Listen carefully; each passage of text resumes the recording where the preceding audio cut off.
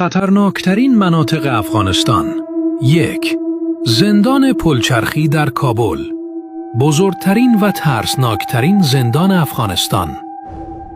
شبها صدای فریاد و ناله ها از دیوارهایش شنیده می شود. می گویند ارواح زندانیان کشته شده هنوز در آن وجود دارد. 2.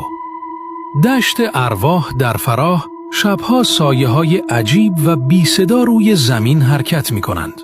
کاروانهایی که از این دشت گذشتند گاهی ناپدید شدند. مردم می گویند این دشت آرامگاه ارواح جنگجویان قدیمی است. 3. کوه جنها در سمنگان، صدای فریاد و خنده از دل کوه شنیده می شود. شبها نورهای ناشناخته روی کوه پدیدار می شوند. مردم باور دارند جنها در این کوه زندگی می کنند و کسی جرأت رفتن ندارد. 4. دره خونین در هلمند. در این دره جنگ‌های سخت و خونینی رخ داده است.